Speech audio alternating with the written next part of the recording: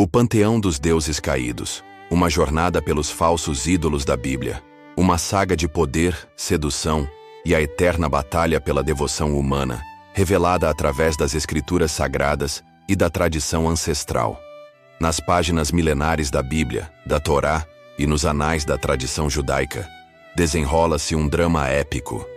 A constante luta de um povo para manter sua aliança com um Deus único e invisível, enquanto era assediado por um desfile de divindades de pedra, madeira e ouro. Estes não eram meros ídolos inanimados, representavam forças da natureza, anseios humanos e, para os profetas de Israel, a própria personificação da rebelião espiritual. Embarque nesta narrativa detalhada e empolgante para desvendar quem eram esses falsos deuses, o que representavam e como sua adoração ameaçou a própria alma da nação escolhida. Os deuses da terra prometida. O desafio cananeu. Ao adentrarem em Canaã, os israelitas não encontraram um vazio espiritual, mas sim uma terra vibrante com cultos a uma miríade de deuses e deusas que personificavam a fertilidade da terra, a violência da guerra e os mistérios da vida e da morte.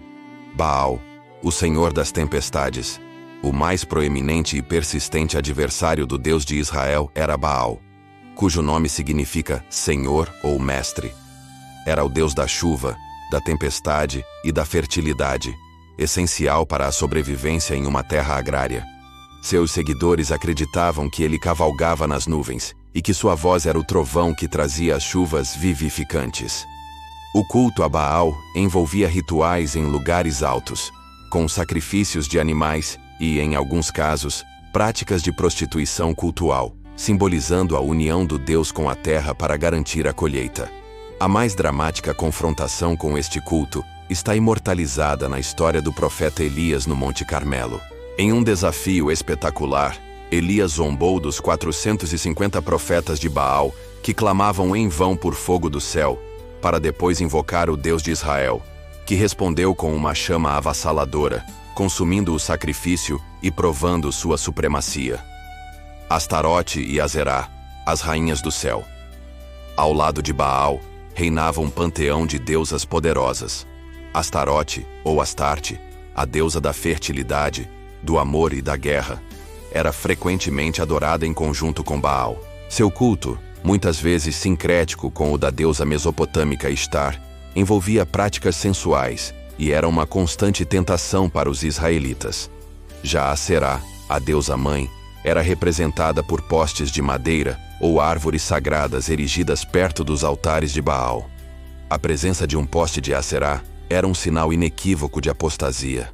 A luta contra a adoração a essas rainhas do céu foi uma batalha constante dos reis e profetas fiéis a Deus, que viam em seus cultos uma profanação da aliança sagrada. Dagon, o deus peixe dos filisteus. Quando os filisteus, os arqui-inimigos de Israel, capturaram a Arca da Aliança, levaram-na em triunfo para o templo de seu principal deus, Dagon, em Asdod. Dagon era uma divindade agrária, frequentemente representada com um corpo de peixe e uma cabeça humana. A narrativa bíblica, em 1 Samuel, descreve com um toque de ironia divina como a estátua de Dagon foi encontrada caída, prostrada diante da arca, por 2 manhãs consecutivas. Na segunda vez, a cabeça e as mãos da estátua estavam quebradas, um sinal poderoso da impotência do ídolo filisteu diante do Deus de Israel. Deuses de fogo e sangue. As abominações vizinhas. As nações vizinhas a Israel praticavam cultos que eram particularmente abomináveis aos olhos da fé hebraica, marcados por rituais de extrema crueldade. Moloque, o devorador de crianças. Talvez o mais horripilante de todos os falsos deuses fosse Moloque, ou Moleque, adorado pelos amonitas. O culto a Moloque envolvia o sacrifício de crianças, que eram queimadas vivas em oferenda à divindade.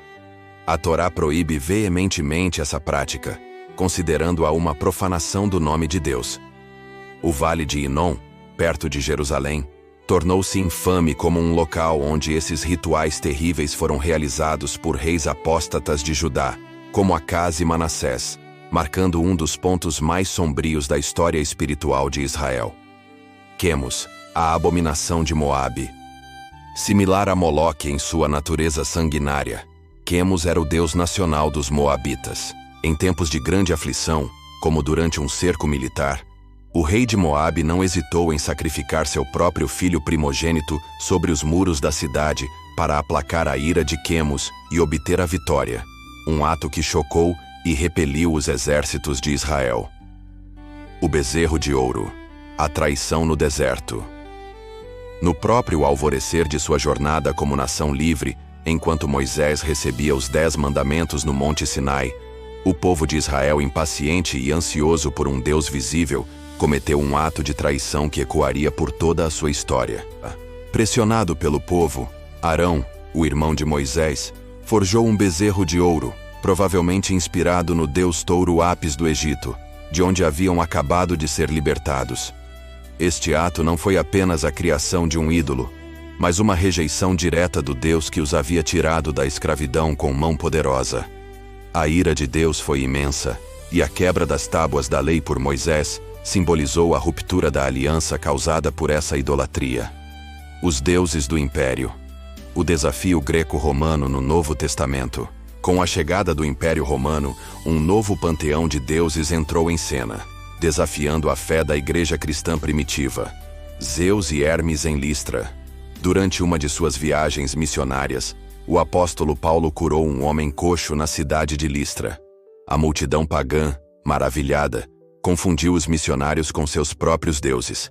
Barnabé foi aclamado como Zeus, o rei dos deuses, talvez por sua presença mais imponente, enquanto Paulo, o orador principal, foi identificado como Hermes, o mensageiro dos deuses. O episódio, narrado em Atos dos Apóstolos, revela o profundo arraigamento da mitologia greco-romana na cultura da época e a dificuldade dos primeiros cristãos em comunicar a mensagem de um único Deus verdadeiro.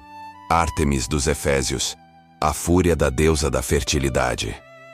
Em Éfeso, o apóstolo Paulo enfrentou uma das mais violentas reações à sua pregação.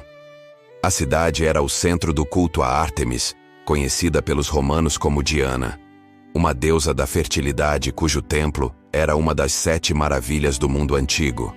A pregação de Paulo contra os ídolos ameaçou diretamente o lucrativo negócio dos ourives, que fabricavam e vendiam imagens de prata da deusa. Liderados por um homem chamado Demétrio, os artesãos incitaram uma multidão enfurecida que por horas gritava: "Grande é a Ártemis dos Efésios!" O tumulto demonstrou o poder econômico e social que a idolatria detinha no mundo antigo. O culto ao imperador. A prova final de lealdade. Talvez, o desafio mais insidioso para os primeiros cristãos tenha sido o culto ao imperador romano. Recusar-se a queimar incenso a uma estátua do imperador e aclamá-lo como senhor não era visto apenas como um ato religioso, mas como traição política. Para os cristãos, que confessavam Jesus como o único Senhor, essa era uma linha que não podia ser cruzada. Essa recusa levou a perseguições implacáveis e ao martírio de incontáveis fiéis, que preferiram a morte a comprometer sua devoção exclusiva a Cristo. A perspectiva da Torá e da tradição judaica. Um abismo intransponível. Para a Torá e a tradição judaica, a idolatria, Avodah Zarah, é um dos pecados mais graves, uma violação direta dos 2 primeiros dos 10 mandamentos. A proibição não se resume a não se curvar a imagens. É uma rejeição fundamental de qualquer tentativa de representar, limitar ou manipular o Deus infinito e transcendente. Os sábios judeus ensinam que a idolatria não é apenas um erro teológico, mas a raiz de toda a imoralidade. Ao criar deuses à sua própria imagem, a humanidade justifica suas paixões mais sombrias e se afasta da verdadeira fonte de santidade e justiça. A saga dos falsos deuses na Bíblia é, portanto, muito mais do que uma crônica de crenças antigas. É uma narrativa atemporal sobre a condição humana, a sedução do visível e do tangível, e a luta perene entre a fé e a idolatria. É um lembrete empolgante e sóbrio de que a verdadeira adoração exige um coração totalmente devotado, livre das correntes dos ídolos, sejam eles de pedra e ouro, ou as sutis divindades do poder da riqueza e do ego, que ainda hoje competem pelo trono de nossas vidas.